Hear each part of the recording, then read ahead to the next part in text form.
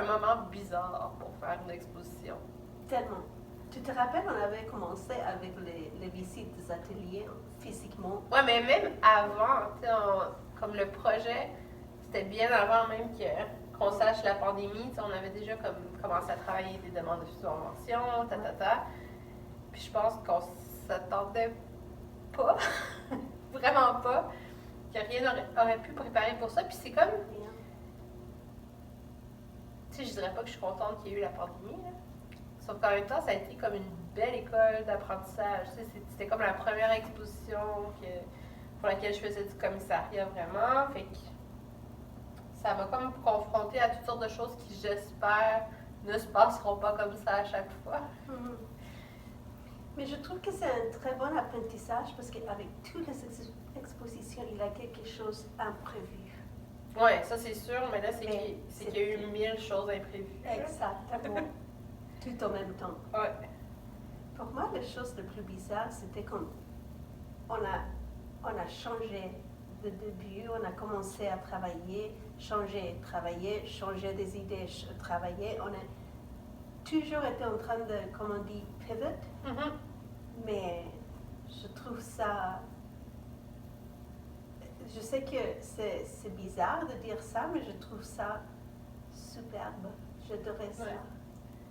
Juste de trouver des moyens de surmonter tous les défis que nous avons eus au début de mars l'année dernière. Mhm. Parce qu'il faut dire que l'exposition aurait dû, si tout avait suivi son cours normal, ça aurait été en juin dernier. Oui. Fait que presque, il y a presque un an. Là. Avec plein de célébrations autour, Ouais. plein de fêtes, les choses dans les jardins, Ouais. toutes les choses comme ça, on a complètement. C'était comme. Ouais, puis c'est comme absurde aussi parce que, tu sais, je veux dire, présentement, avec les règles qui sont en place, on ne pourrait même pas accueillir tous les artistes de l'exposition en même temps dans la salle. Comme il y a trop d'artistes Oui. pour la capacité de la galerie. Fait que c'est quand même. Ouais, c'est comme une célébration qui est vraiment différente. Mais tu sais, en même temps, quand tu parlais, puis comme on travaillait, on surmontait des choses, on travaillait, on changeait, on travaillait, on changeait. Mais en même temps, c'est un peu aussi, j'ai l'impression, ce que ça a été aussi la galerie au final, comme sur 20 ans, la galerie a dû faire face à plein de défis de toutes sortes.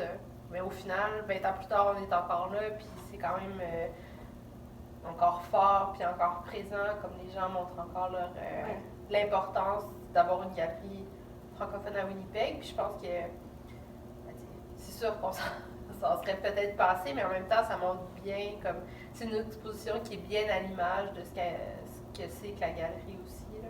Oui. Qu'il y a toujours un peu de magie qui se passe dans toutes les expos. Tu trouves, Joanne? Il y a toujours des choses qu'on n'attend pas.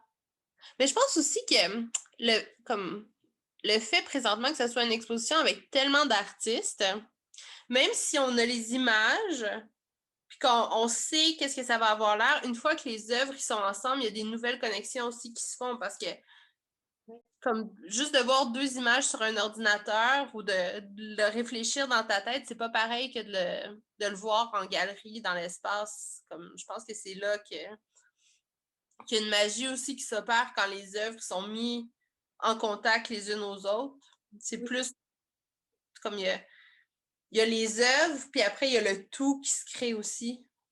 C'est comme, pour moi, c'est un peu comme, c'est comme une conversation en fait. Tu es en train de mettre les mots ensemble. Et après, une fois que tu mets les mots ensemble, tu formes une phrase. Ouais, ouais.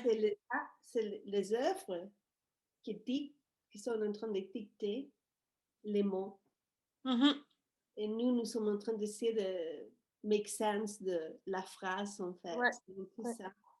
Puis je trouve que c'est d'autant plus que l'exposition s'appelle En conversation, fait que c'est pas non ça, ça va bien avec, mais je pense aussi comme que ce que je trouve comme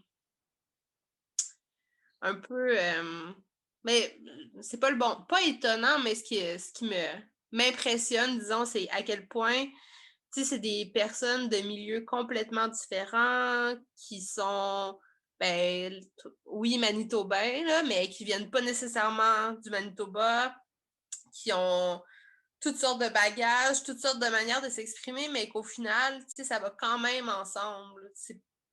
Il y a comme une espèce de connexion qui se crée malgré le fait que, tu sais, de prime abord, ça peut être OK, comment ça va fonctionner ensemble?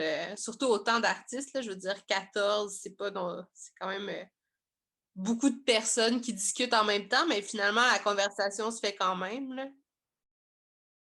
Je trouve que les artistes nous ont apporté plein de bonnes choses. Ils étaient tous prêts à tous les changements que nous avons. Tu sais, il n'y a jamais personne qui nous a dit, ben là, ça devient compliqué votre affaire. Il y a eu tellement une grande générosité de la part des artistes de nous accueillir dans des moments qui étaient tellement étranges, où est-ce qu'on pouvait à peine avoir des gens chez nous, puis tout ça, puis ils étaient comme, venez, voici mon studio, voici ce que je fais, tout ça. Donc, ça a été vraiment très généreux. D'ouvrir des ateliers comme ça, de parler de ces œuvres, c'est quelque chose qui est difficile pour beaucoup des artistes. Oui. Parce qu'on doit ouvrir toute la pensée, tout ce que tu sens, toute la vie de quelqu'un va dans les œuvres. Puis des fois aussi, justement, comme toutes ces choses-là s'expriment dans l'art de manière comme visuelle ou avec la matière, puis le mettre en mots, c'est pas toujours évident d'avoir justement les bons mots pour exprimer ce qu'on ressent. Tu vois pas que ça c'est un peu magique, ça c'est la magie en fait que ça marche avec les commissaires d'exposition. Comme nous avons travaillé ensemble, je trouvais ça, parce que comme co-curators, on avait une façon de travailler aussi qui était très décontractée. On s'avait bien entendu avec les gens, on était toujours, on a pris les relais. Si un n'avait parlé pas, l'autre parlait plus, c'était un peu un relais, back and forth.